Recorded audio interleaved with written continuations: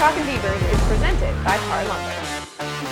Oregon State is on the move, taking down Cal 52-40. Last week they moved to 5-1 on this 2023 season, matching their best start since 2013. Welcome into Talkin Beavers. I'm AJ McCord alongside Jayson Baptise, played defensive end for the Bees 2001, 2003, and then of course Mike Parker, the voice of the Beavers. Guys, this was a win. It wasn't necessarily the prettiest win that Oregon State has put together this season, but Mike, I want to start with you. What are your impressions from this win? Well, it may not have been in all phases at all times, AJ, but there was an aesthetic beauty about the way the offense operated. I thought the balance between a power run game and DJ Uiagalelei having his best game as a Beaver, equaling a career high of 5 touchdown passes, which he threw last year for Clemson against Wake Forest, and the variety of touchdown passes that he threw, 3 to one guy and a tight end, another to a fullback, and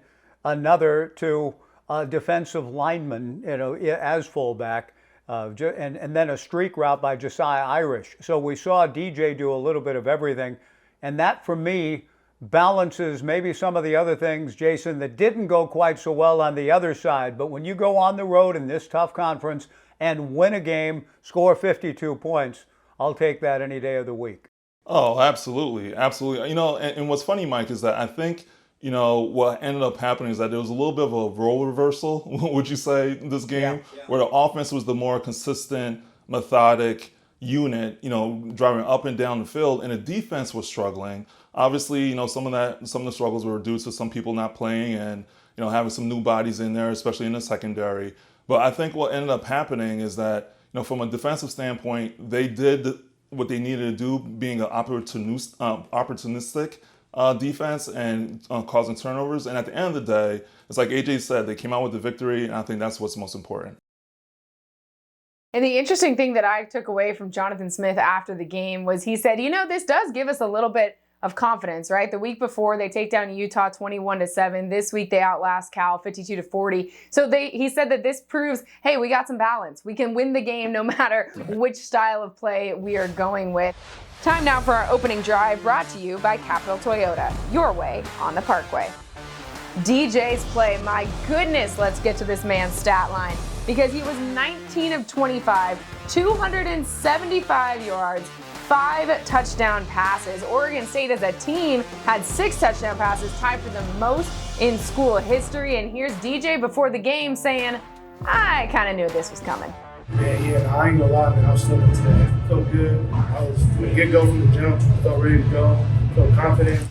I think his accuracy stood out. I mean, guys were open. He's going to the right spots and hitting guys, not just like completing the pass, but hitting them in stride. You see some of the catches and the yards gained after it. Think about those 2 third down throws to Anthony Gould, how accurate those were down the field, and making big time plays there. But he was in a nice rhythm, confident. He played really good football. So, Jayson, it wasn't just that DJ was hitting his receivers in stride, he was hitting his stride. Yeah, in fact, he was, AJ. That was the most efficient game that I've seen him play as a Beaver, and actually I think probably I've ever seen him play, even while he was at Clemson. You could tell that he was feeling it. There was a certain pass play, I think it was on a 3rd down in the 3rd quarter. It might have been early 4th quarter, Mike, where there was a post corner route where Anthony Gould, he hit him perfectly in stride, right over the head of a defender, and I was like, wow, I haven't seen a pass like that. We always knew that he had an arm, but the accuracy in which he was pinpointing these passes, he was hitting his back step and stepping into the throws. He wasn't making the throws just absent-mindedly or off his back heel. Every single throw that he had, it seemed like he had the efficiency and accuracy that we have been waiting to see from him, and we finally saw it this game against the Cal Bears. And it was a matter of being able to deliver the touch passes, too. The 3 touchdown passes to Jack Velling, in particular, I think the most important one of the game. You throw 5, it's nice to have a big sample size. Well, what was the best of the 5? It's nice to be able to break each one down. But the one to Jack Velling on a 4th down play that swung the momentum back in the Beavers' way. There was that stretch of play where we were all sort of going, what's going on? We're ahead 14-3, and now suddenly it's 14-10, and now you're behind 17-14. DJ calmly led the Beavers on a drive towards the end of the first half, And on the 4th and 3 play, laid it into just the perfect spot with kind of a feathery touch. Only Jack Velling could get it. Jack caught it. Touchdown Beavers, the lead at halftime, and they never relinquished the lead. So it was a great night with DJ's power arm, as you're talking about, but also the ability to throw some touch passes along the way. You mentioned some of those unexpected moments, those momentum shifting plays. Well, one of the players who was a big part of that, Silas Bolden. He's a wide receiver. He's a return expert. He had 2 50-plus yard returns in the same game, only the second player in FBS to do that this season. We're going to talk to him next on Talkin Beavers. But before that, if you missed any highlights from the win over Cal, don't worry, we'll get you caught up in the next 3 minutes with voice from our own Mike Parker. The 4-1 and 15th ranked Oregon State Beavers and the 3-2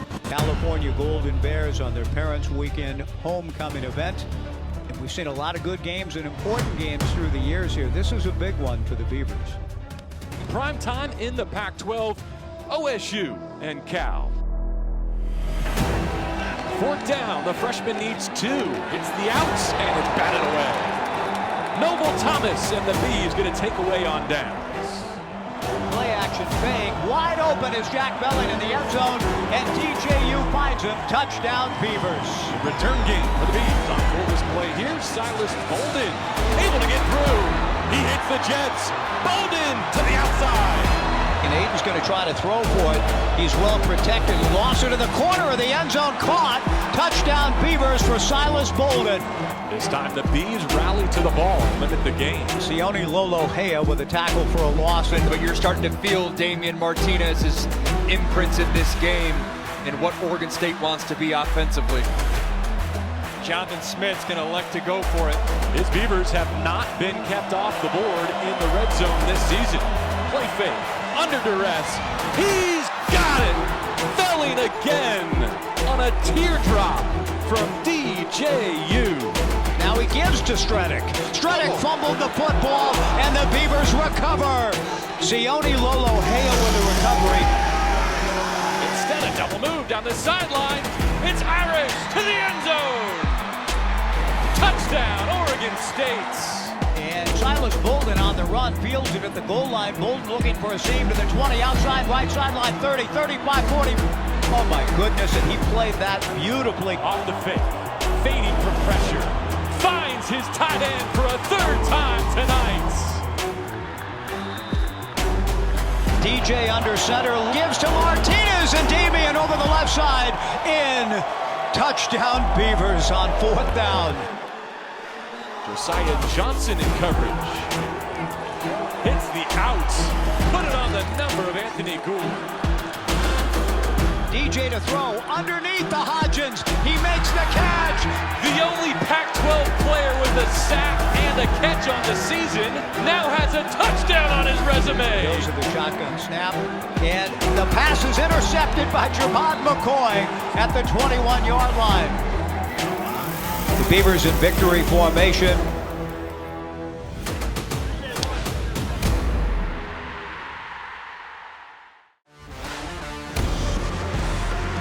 Talkin Beavers is presented by Par Lumber. This week's legendary performance is presented by Abby's, a legendary pizza tradition. Silas Bolden is one of those players for Oregon State who makes an impact every single time he touches the field. And this win over Cal, absolutely no different. 3 catches for 34 yards and a touchdown, plus those 2 returns for going for 50 plus. Caught up with him earlier this week. Silas, I don't even know where to begin with your season because you have been so versatile in your impact from receiving to the return game. What did you do this summer to be prepared to have such an impact in a variety of ways for this Oregon State team? In the offseason, I just put my head down to work. Every day I was out there with the QBs, running routes, and then some days I would catch punts or do something in the return game. But I just went out there, just put my head down and worked this offseason. And it is starting to get recognized. This week, you were named to the Horning Award Weekly Honor Roll, which is an award that Jack Coletto, former Oregon State versatile threat that he was, has won as well. What does it mean to you to have the versatility that you're bringing to your game get recognized on a national scale? It's an honor, man, just to go out there and have an opportunity to show everyone what I can do and show out for Beaver Nation. Is there a player that you want to emulate your game after? I kind of got modeled my game after my brother. I took some stuff from his game, but I also like watching receivers, small receivers like Tyreek Hill and Tank Dell to get some pointers from their game. So I want to talk about your brother Victor, also played at Oregon State. So what stage were you at in your football career that he was having his impact on Oregon State? I want to say I was like, might have been in middle school when he was having his impact at Oregon State, but oftentimes we would come up here and go to see his games, and I just love the atmosphere. And when I got there for Oregon State, I took the opportunity and ran with it. What was it about the atmosphere that stood out to you as a middle schooler? It just Beaver Nation, like going there and seeing all the fans having the orange and black, the go bees wherever you go, it was just great. And when it came time for you to make your college decision, obviously Victor seemed like he thoroughly thrived during his Oregon State years on the field. What did he say when you were trying to decide where you were going to go play? He just said go where somewhere that makes you happy, and then Oregon State just happened to be that school. Well, I want to talk about a little bit more, not now that you're on Oregon State's campus and you've been on campus, what is it like to be someone who's had a brother who played for the Beavers? I mean, it's great. The coaching staff, some of them, it's only, I think Coach Wiles was the only one on staff. So, I mean, it's kind of like having like a new slate, fresh slate. It's kind of like have my own team now since we have different coaches, but it's great. Having had an impact in a variety of ways, is there one that gets you more excited than the other, or are they both equally sort of as exciting? I mean, they're all equal, but I love returning the ball, man. I love making those big plays and getting the crowd into it. So, yeah, I can say return is probably one of my favorite things to do. I think returning is an aspect of the game that's so often sort of overlooked, but it really, as you have proven, can have such a massive impact on the momentum, on the score, etc. How did you work to develop your style? Honestly, if I'm being honest, I used to watch Reggie Bush highlights and then watch my brother. So I just saw how they used to return. I'm like, oh, yeah, I can do that. And I actually started returning probably when I was like 10. Like I did like my first punt return. And after that, I just ran with it. What did you pick up from Reggie Bush? Just the way he moved, like the way he juked, he hit the hole. Like, yeah, Reggie Bush is one of my favorite players. Growing up, I wore number 5. And he was one of those main reasons. And so, I mean, 7, I wear 7 now because my dad had it and Victor had it in high school. So, yeah. Yeah, so you were wearing the same number as your dad, as your brother. What does it mean to you to carry on that legacy? It's great, man. I go out there and I'm just happy. I play with tons of energy. So, just having that number on, man, it feels great. Where does that energy come from? Honestly, I just have fun playing football. I just go out there and have fun. I just love seeing the crowd, having my parents out there, my brother, my girlfriend, everybody out there. Just having them being proud of me is great. When you look at this season as a whole, what is still ahead that this program can achieve in your mind? We just trying to go out there every day, go 1-0 each week, and run the table. Run the table. Silas, thank you so much for joining us on Talkin Beavers. Good luck this week and the rest of the season. Thank you. Go Beavs. More Talkin Beavers after the break.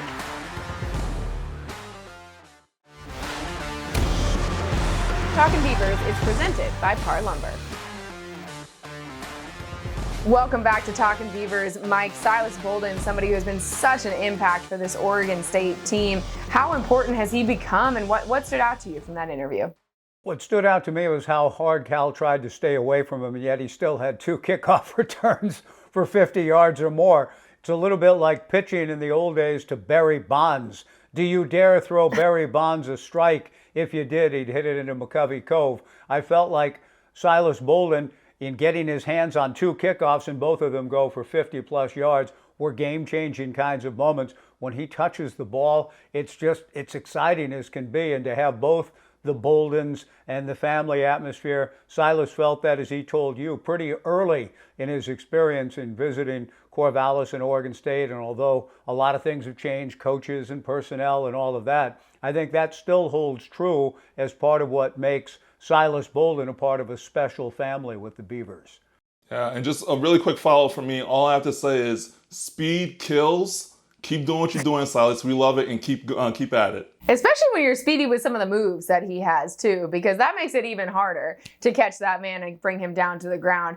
And one of the things that I think stood out to me is obviously, Mike, we touched on Silas and the amazing returns that he's had a few times this season, particularly in the last game. But I think that we're seeing the identity of this 2023 Oregon State team as a whole start to crystallize now. I mean, we're already 6 games into the season. Game 7, the midway point, we are like right there.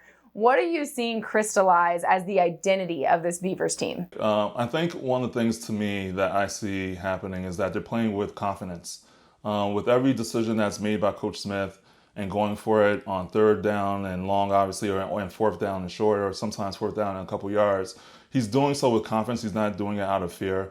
He knows that this team has the capabilities and has the skills to be competitive against any person that they're playing against. It's been impressive to bear witness to because if you look at the last couple seasons, this is something that has been building and has been building and has been building. And I think we're finally here to see where this team is. And Mike, I think you would agree with the fact that, like, being there in person, being there live, you could see and you could feel the energy coming from that team, and you could see how much they believe in themselves. No question, Jayson. And AJ, you talked about the aggressiveness and the approach that the Beavers have shown with all of the 4th down attempts and so on. It almost seems counter a little bit to the man who walks the sidelines, Jonathan Smith, so understated and calm in his demeanor, and yet has that aggressive gene and mentality and approach that has, as Jayson said, permeated this entire approach. Now it needs to just come into the broadcast booth a little bit, because on one of those last 4th down attempts,